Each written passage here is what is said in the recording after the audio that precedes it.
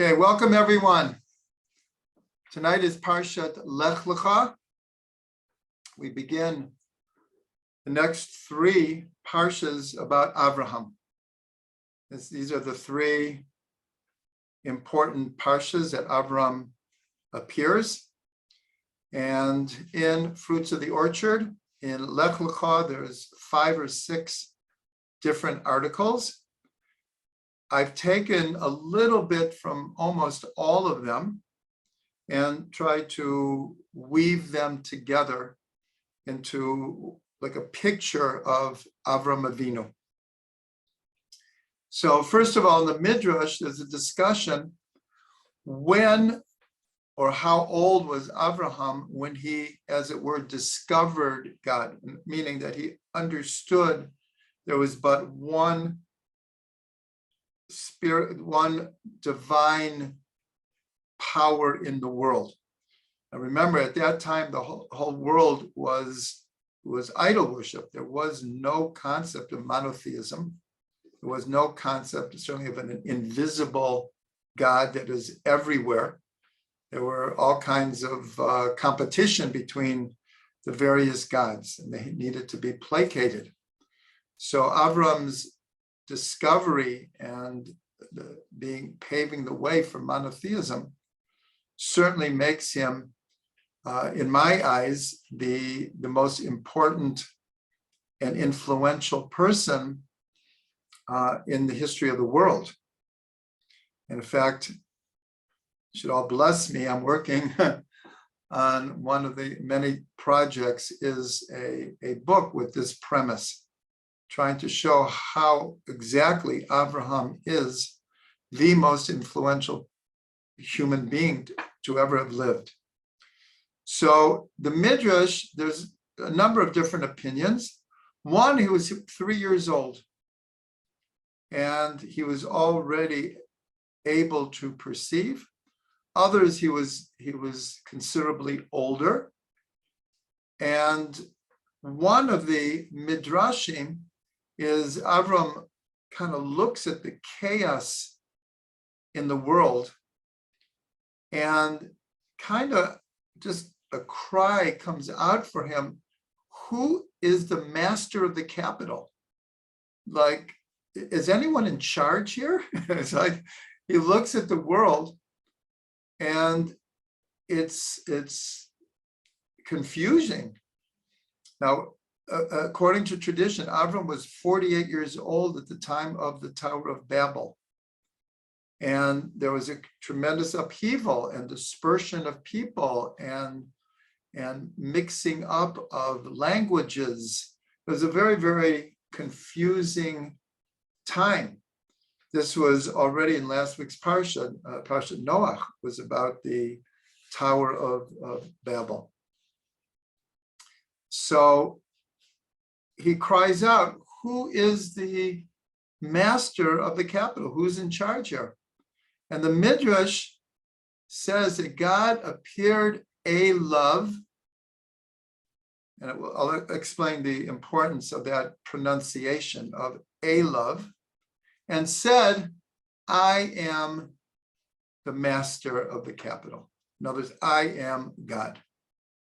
So the Ishbitzer Rabbi, we heard this from Reb Shlomo. The Ishbitzer points out that if it wanted to say that God appeared to him, it would be a love with the comets. But the Midrash says he appeared to him a love, on him, upon him.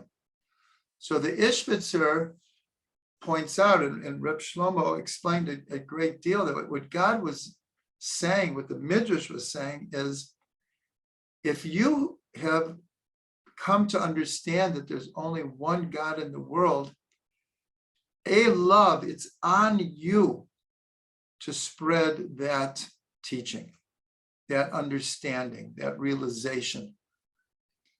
So that it's a very subtle difference between that he appeared to him and said, I am in charge here, I'm the master of the capital, or he appeared on him, upon him, he put it on him. That's how Reb Shlomo explains it. God put it on him that if you have come to realize that there's only one God, then it's on you to spread that teaching. So of course, Avram is not only the father of monotheism, but he's obviously the first Jew. And so this mission that God appeared on him, a love, becomes the mission of the Jewish people ad hayom hazeh, until this day. This is the mission of the Jewish people. Very, you put it in simple terms, the lowest common denominator is to teach and spread the teaching of there being one God, and that the one God, it's not just that there's one God, but the unity of God is manifest in all of reality, even if we can't see it a lot of the time. But we have to strive always to see the oneness and the unity in all of reality. So that's our first insight, a very, very important insight, because our mission statement, in a sense, has not changed since Abraham, when God put it on him what his task, what his purpose in the world is. Now, if we look at the gematria of Abraham, Abraham is gematria 248. And there are many, many connections. There's 248 positive mitzvot, and there's 248 considered bones in the body. And what is less known is in the parsha of Bereshit, when it says that God created Adam b'tselem Elokim, in the image of God. So this is also, in a sense, the mission statement of every human being, is to live up to come to manifest the idea of being a creation in the image of God. In all of creation, there's no other creation that is described as being in the image of God, only human beings. And so very significantly, the numerical value of Avraham, 248, equals exactly B'Tselem Elokim, in the image of God. And this we touched on last week, the significance of actually I will mention the two hays behind me, and in the song that we played, the idea that God added a hay to Abraham's name. And in the second telling of, actually this was in the Tuesday class, in the second telling of creation, where it says, and these are the generations of Elotoldot Shemayim Ba'aretz, these are the generations of heaven and earth, Behi Baram, when they were created or in their creation. And our sages say, don't read it Behi Baram, read it Be'avraham, because it's the same letters. In their creation of heaven and earth is the same letters as Be'avraham. And so many of you were at the Tuesday class, and we explained this idea that Avram is the Merkava, the chariot, is the archetypal channel through which creation occurs, because Avram is chesed, and the pasuk says, Olam chesed yibaneh. God will build a world of chesed. The world is created through chesed and is sustained through chesed, and chesed is Avraham. So here we have this idea that not only is Avraham the same numerical value of B'Tselem Elokim, but the whole of creation, in a sense, is for the sake of Avraham, because we learn that when God wanted to create the world, Yisrael Allah b'machshava techila, the thought of Israel arose in God's mind first. That was the initial thought. And here we're just putting this idea of Avraham and Behi Baram together with this idea that Israel was the first in thought, that, as it were, God saw that Avraham would be in the image of God. There would be a human being who would really fulfill and manifest this picture, as it were, in God's mind of the ideal human being. And therefore, he created the world. So this is obviously a very, very important numerical value. Avraham equals 248 equals B'Tselem Elokim, in the image of God. Now, if we look at the word Tselem, it, like many words in Hebrew, has not only double meanings, but sometimes opposite meanings. Because in the Torah, many times idol worship or idols are called Tselem. They're called images. They're not true images. They're false. They're fake images of the image of God. And it has the exact opposite. Here we see Abram is in the image of God, meaning emulating God in an approximation to God, because the soul is a part of God. It's the most precious of all creations. But the same word can mean a false image, a fake image. So what's interesting is the first human being to be called in the image of God was Adam. And we're told in Kabbalah that Adam said the opposite. Avram is a reincarnation of Adam. So here, Avram gets it right. And the Arizal says that if you look at the word Adam, so the Aleph of Adam stands for Adam, the Daled stands for David, and the Mem stands for Mashiach. So in other words, because all human beings were included in Adam, and when we talk about Adam here, it's male and female. It's Adam and Chava when they were still one entity. And so all of history, in a sense, is Adam, David, Mashiach. It's like a flow of all of history. But there's another way you could see the same letters of Aleph, Dalet, and Mem, that the Aleph could be also construed as Avraham, because Avram is a Gilgul, is a reincarnation of Adam. And in a sense, he is the not the total fixing, because Mashiach would be here if the whole world was totally fixed. But in a more limited sense, Avram is in a great measure a huge tikkun for eating from Eitz Hadat Tov V'Ra, from the tree of knowledge of good and evil. So the Aleph of Adam could be seen as Avraham. The Dalet is still David.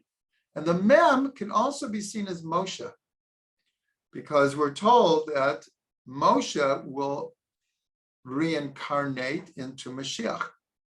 The first two letters of Moshe and Mashiach are the same, Mem and Shin. Moshe, Mashiach.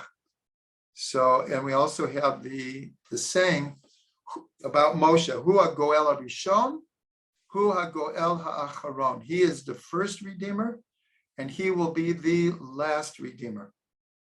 And that the last Redeemer is Mashiach. So Moshe and actually David will come back in the personality of Mashiach.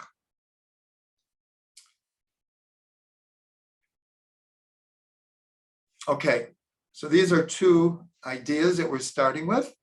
Now we're going to add a third idea. Like I said, I'm taking just certain parts of the different articles in Lecha and trying to go a little bit deeper and to explain them fuller. So the beginning of Parshat Lecha is at least explicitly, even though we brought the midrash before that God had appeared to Avram and spoken to him, but in the Torah itself, explicitly, this is in this week's parsha is the first time that God speaks to Avram, and he says, "Lech lecha mi'artzecha," go out from your land, from your birthplace and your father's house to the land that I will show you. So this term, Lech Lecha, is really pregnant with meaning.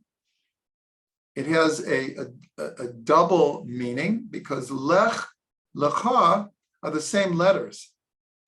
And Lech means go, Lecha means to you. So it could be translated, you go.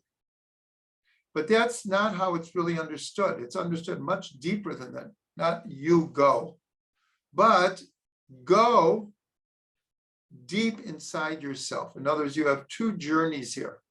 You have an outer journey and you have an inner journey, and each one is dependent on the other.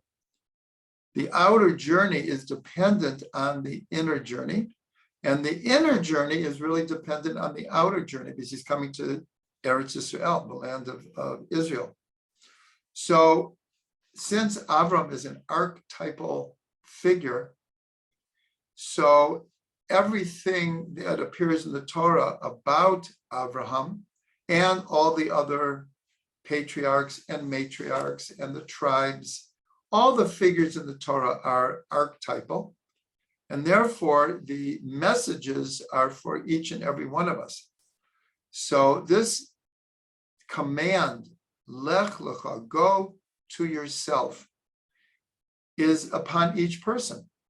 This idea that the way we act in the world, the decisions that we make, and the way we apply ourselves in the world at large, of course, has a tremendous effect on our inner being, and the opposite as well. When we do spiritual work on the inside, so then ultimately it will be manifest on the outside to the world at large. So this is a command or an eitzah, a suggestion of every person's journey in this world is an inner journey and an outer journey. And one of the things the sages say is that the sign of we'll call it a good person, is when their insides reflect their outsides. In other words, they're not what's called hypocritical or two-faced. They don't act one way in the world and another way in private, or they don't speak to people in one manner and the whole time they're thinking terrible thoughts about these people. So when our insides are like our outsides, that's considered the ideal person. That's, in a sense, an image of God. Is we're manifesting, the soul is manifesting in the outer world without a hypocritical discrepancy between the two. Now, there's a beautiful understanding of Lech Lecha, which regards to shaking lulav on Sukkot. Believe it or not, it was only a few weeks ago that we were shaking lulav. It already seems like far in the past, but it wasn't that long ago. And so everyone knows that when we shake to the 6 directions, but each time we shake, we begin holding the 4 types of vegetation close to our heart, and we shake out, and then we draw it back 3 times in each direction. So 3 times the 6 directions is chai, is life. But here I just want to make one point is, and it's a very simple point, but it's very powerful, is when we shake out, it's Lech, Lecha. Lech, Lecha. So the whole idea of shaking lulav, in a sense, is a physical playing out a concept in a way that can really stamp itself on our consciousness, that we're reenacting Lech Lecha. So it's a very, very powerful and beautiful idea. Everyone can try to remember it for next Sukkot. But this idea of Lech Lecha, go to yourself, this is the concept that is given over in different words, but it's the same concept. It's called Ratzo V'Shov. It's called running and returning. Running and returning. And this is considered the basic dynamic of all of reality. If we just put our hand to our heart, we can feel the Lech Lecha, Ratzo V'Shov, Ratzo V'Shov. If we put our finger on our pulse, we feel the pulsation of Lech Lecha, Ratzo V'Shov. If you go to the ocean at different times of the month, you will actually see very, very physically that the tides change. You could see it on the beach, that the pull of the moon has a direct effect on the tides, and the tides go out and they come in. Ratzo V'Shov. And within each atom, you have the pulsation, we call it AC/DC. Each atom is pulsating constantly. So this is the dynamic of the universe, the physical universe. And of course, in our emotional and psychological state, so we'll call it the ups and downs of life. We have our high moments and we have our low moments. We have our moments that everything is just the way it's supposed to be. And we have our moments where we feel completely alone and not so optimistic about things. And every person goes through this in different measures.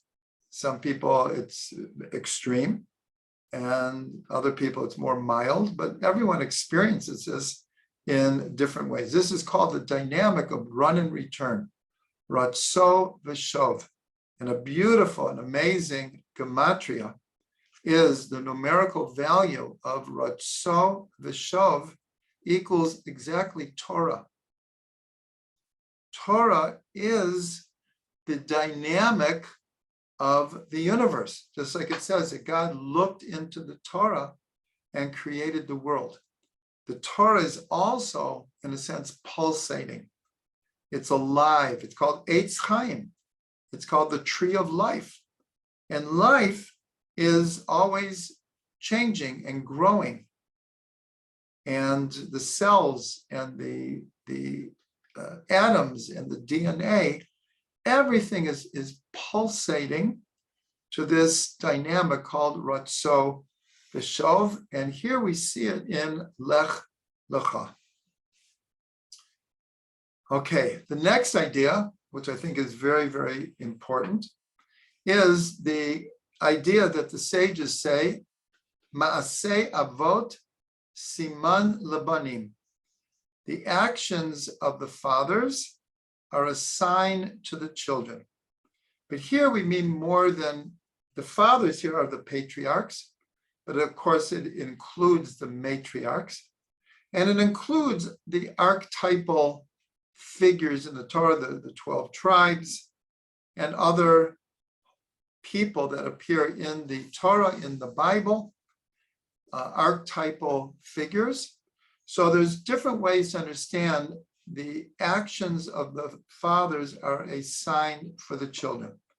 So on one level, we could say that we read the stories in the Torah, in the Bible, the Tanakh, and we learn lessons from them, important lessons of how to live, how to understand life, how to come close to God, how to develop our potential.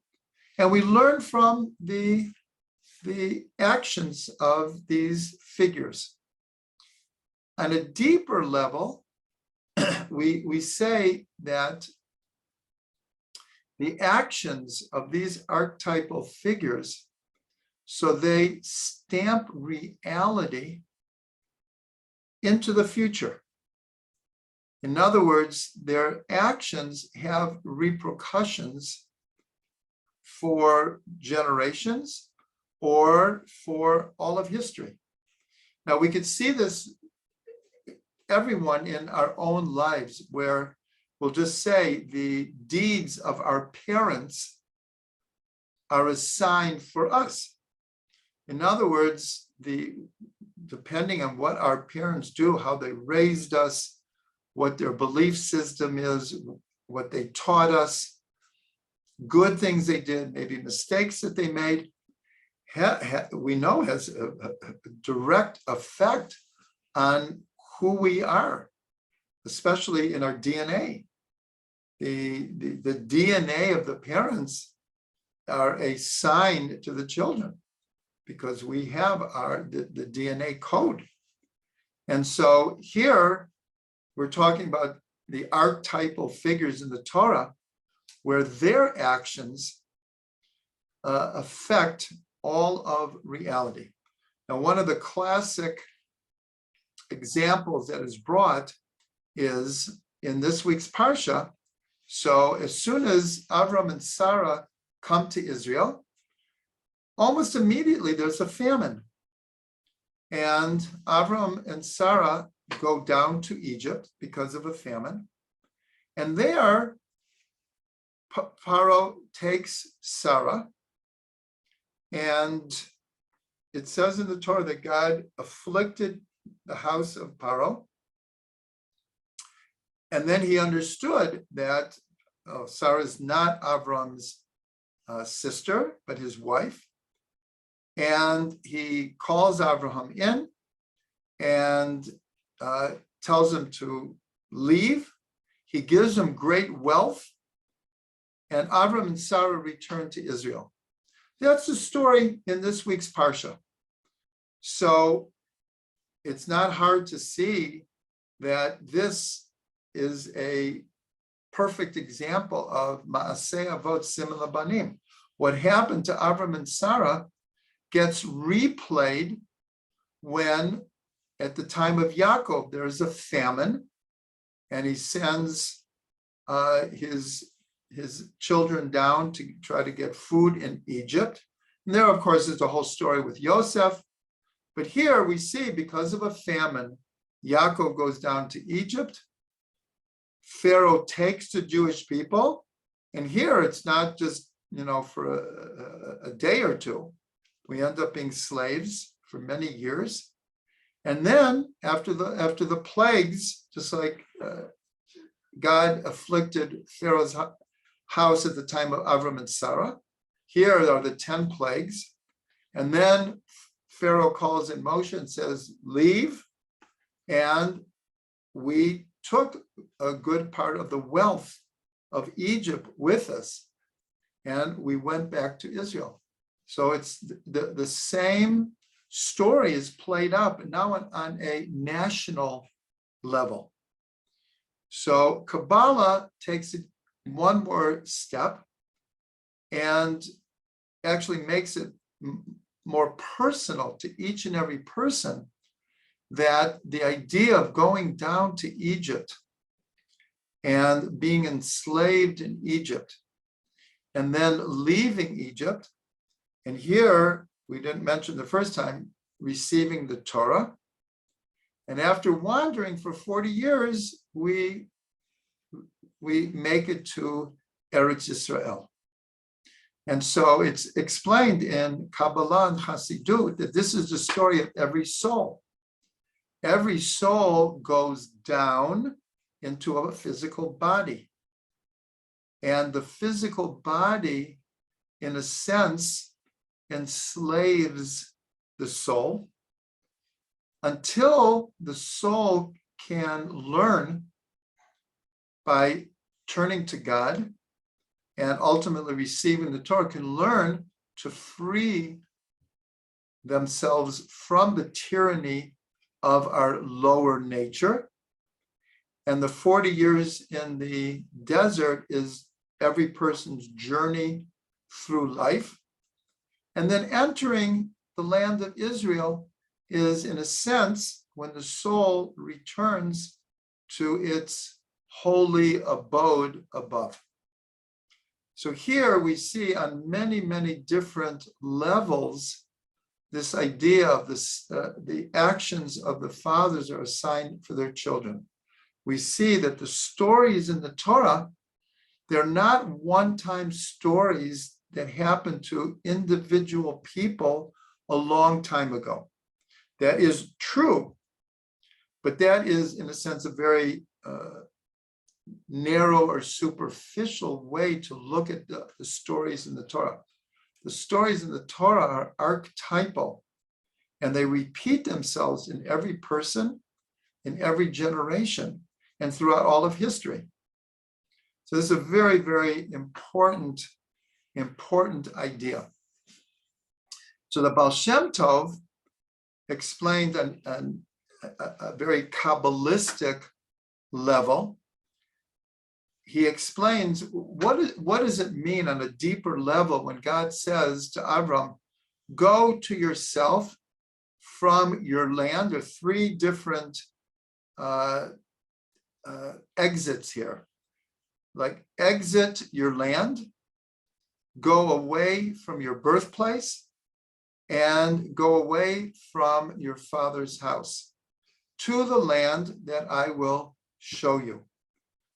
So the Baal Shem explained that these are the story of how the soul comes from the highest of the worlds to this world, the lowest of the worlds. And as we've explained many times in Kabbalah, there are four worlds.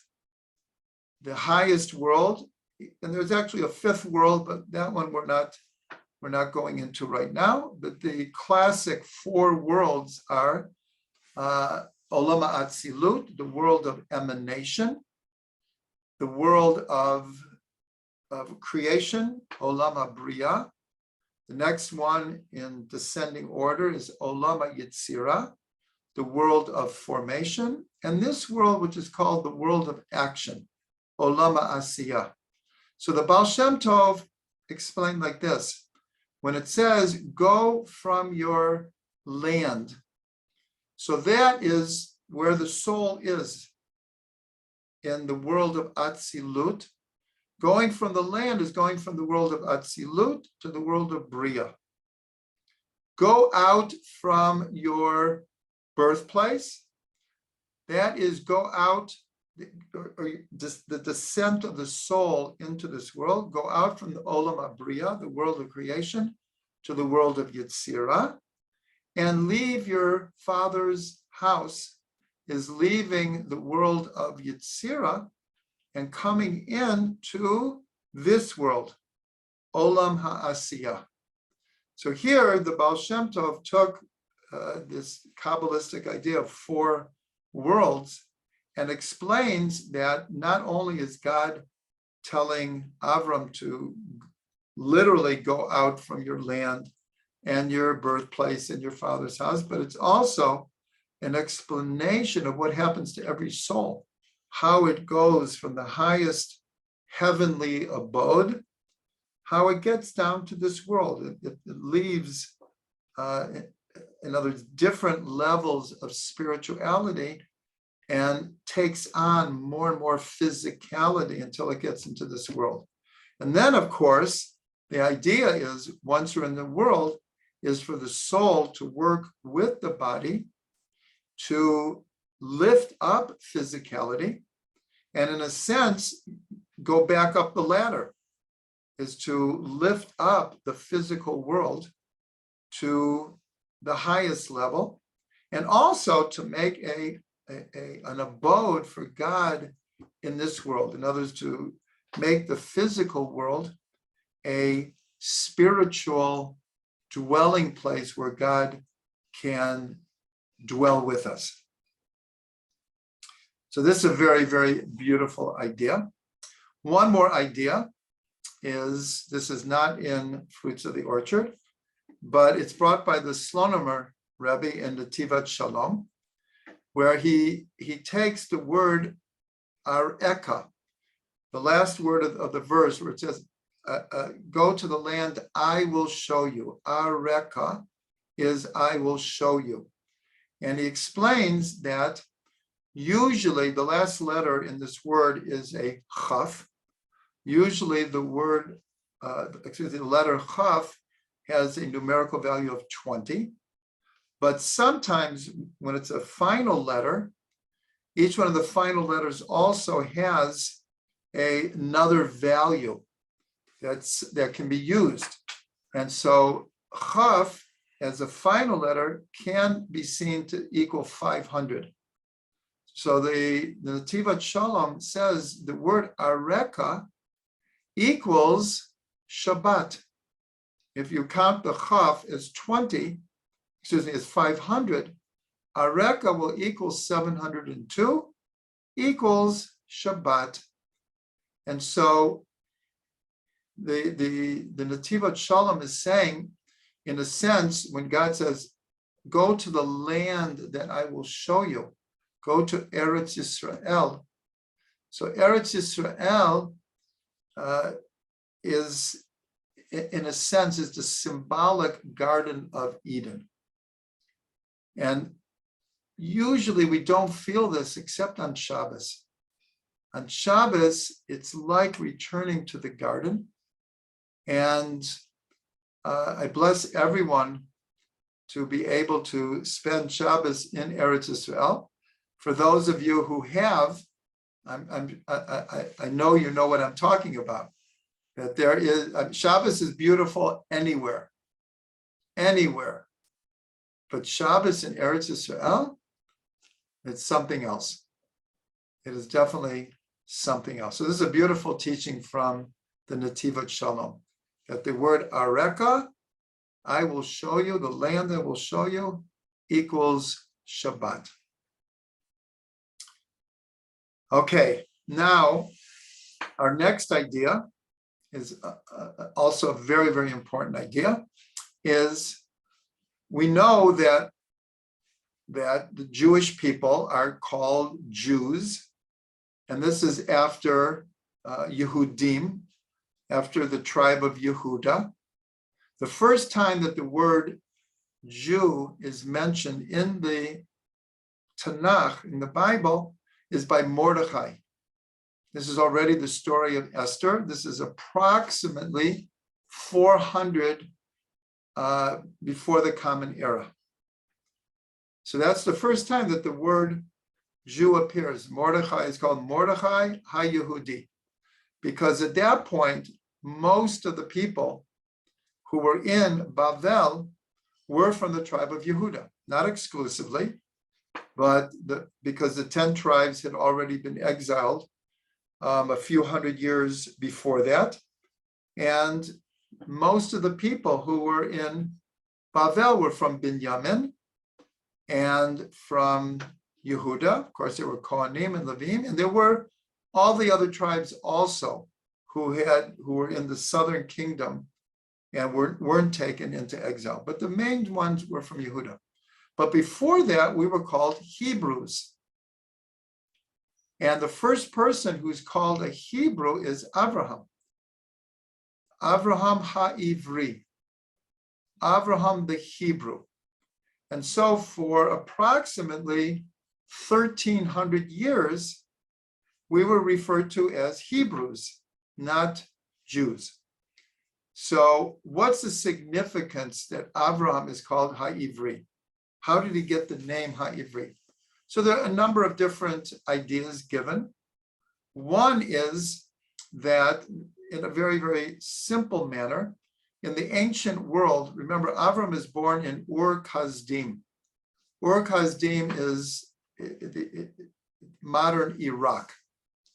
And the river Euphrates, the Tigris and Euphrates runs through Iraq. And in the ancient world, this is one of the geographical demarcations of the ancient world. There's the one side of the Euphrates, that's called the East, and west of the Euphrates is like another entity. So when Avram left Ur-Kasdim, when he left his land, he crossed over the Euphrates. So on a simple level, that's one of the reasons called Avram HaIvri. But why? What's the word Hebrew? Ivri comes from the word over, to cross over, to pass over.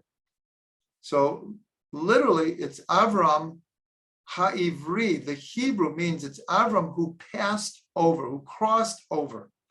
But the more significant midrash says that when Avram discovers one God and begins teaching about one God, so Avram stood on one side of the world and everyone else stood on the other side. In other words, Avram crossed a red, we'll call it a red line. He crossed a line of consciousness that he paved the way. And so therefore, he was a trailblazer. He was an innovator. He was a leader. And so he's called Avram HaIvri because he had the nerve, the guts, the strength, the power to cross over a line of consciousness that no one else had crossed over. So that's the deeper idea. So when Avram gets to Eretz Yisrael, so it says in one of the psukim, I don't have it in front of me, it says, Vayavor Avram, the length and the breadth of the land. That Avram journeyed. Here, Vayavor means he crossed back and forth through the land, getting to know the land, in a sense, taking possession of the land, of becoming one with the land, making it his land. So what's very significant is this word Vayavor is the same root as Ivri. Now I want to point out is that in the root of Ivri, meaning Hebrew, is Ayin Bet Resh. And we know that letters come from 5 different places in the mouth. Just structurally, they come from either the tongue or the lips or the teeth or the guttural. There are 5 different places. So the ayin and the aleph come from the same place. Aleph, ayin. It comes from the same place in the mouth. And so therefore, in the allegorical meanings of the Torah, and the sages do this all the time, they switch an aleph for an ayin or an ayin for an aleph if they want to get a deeper understanding.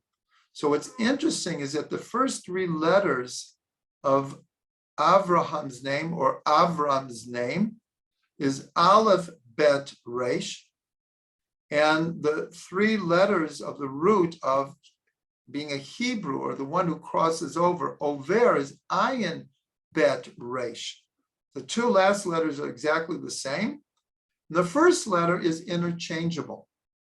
So, like we said with Lech Lecha, it's not just that Avram crossed over the Euphrates in a physical sense, but also within his very being, he had to cross over many, many obstacles. He had to work through many different levels of consciousness to go from Avram to Avraham. So this is very, very important to understand. So going back to the word Vayavor, and Avram crossed back and forth through the land. So the numerical value of Vayavor is 288. Now, this is a number that should sound familiar to a lot of people, because this is the number, the symbolic number of broken vessels from the world of Tohu, the previous world that broke in what's called the breaking of the vessels. So the Ari explained that they broke into 280 shards, and they were, in a sense, distributed through all of reality.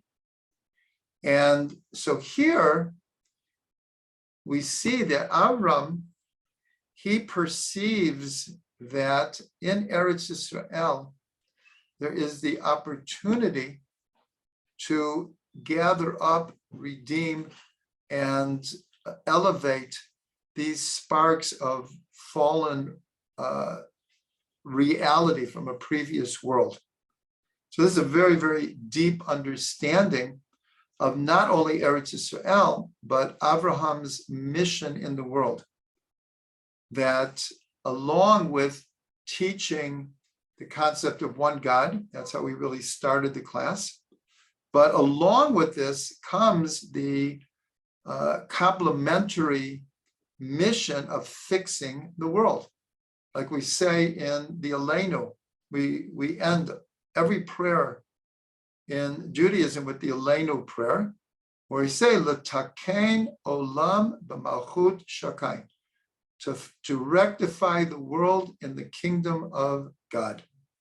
So this idea of what's called tikkun olam, it's a very, very important concept. And tikkun olam, to fix the world, to rectify the world, to make it better, to heal, to bring light, to bring comfort, many, many different ways we can apply this concept of tikkun olam.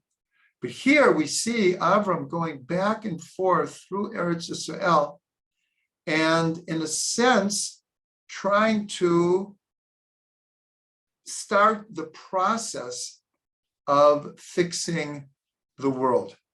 Now we'll go back to something that we said before, and with this, we'll end this class. As we mentioned that Avram is a Gilgul of Adam. And the expulsion from the Garden of Eden is symbolically like the breaking of the vessels. How did the breaking of the vessels happen? In the previous world, the lights were so pure and strong and awesome that they were too much for the immature vessels, and the vessels could not contain the energy, and they shattered. So if we look at this idea, it plays itself out. Now remember when we said Maaseh Avot Siman Labanim, this goes back to Adam. In other words, the expulsion from the Garden of Eden has affected every single person in every single generation and will continue until Mashiach comes. In other words, the actions that happened in the Garden of Eden stamped reality as we know it. We live in the context of the expulsion from the Garden of Eden. So since Abraham is a Gilgul, a reincarnation of Adam, and Adam and Chava, in a sense, experienced in a very personal way the breaking of the vessels, which affected all of history. So Avram, he's tasked with fixing, and first he has to, in a sense, identify and find these broken vessels and has to redeem them.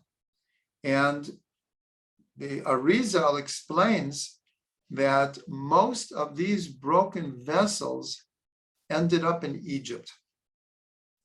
And that is the significance of Avram and Sarah, in a sense, being forced to go down to Egypt.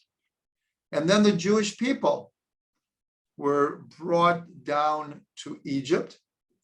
And in a sense, this was destined, as it says in this week's parsha, in what's called Brit Ben Abatarim, the covenant of the pieces, where God reveals to Avram that your descendants for 400 years will be subservient to another people. So in a sense, it was somewhat destined that we go down to Egypt. And we're told that the reason is so we could begin the process of redeeming most of those broken vessels that were in Egypt. This is what we'll call it a Kabbalistic understanding of why we had to go down to Egypt. The Slonim Rebbe says an amazing thing, that when God revealed to Avram this prophecy of what would happen to his descendants, that they would go down, and then he says, but they will come up, they will come back to Israel. And so the Slonim Rebbe says that God, I'm not sure how he's basing it, it might be a midrash, but he says this very clearly, that God, in a sense, asked Avram, are you up to this? Like, do you understand why your children have to go down to Egypt? And in a sense, Avram agreed to it. He agreed to it because, in a sense, it was destined. It's not clear how much choice he had. But nonetheless, God explained to him, this is what the Slonim Rebbe says, is God said, for you to become my holy people, my chosen people, you have to experience the slavery in Egypt. Because by experiencing the slavery in Egypt, you will then be in a position to understand throughout history other people's pain and other people's challenges and obstacles, and you will be able to help them.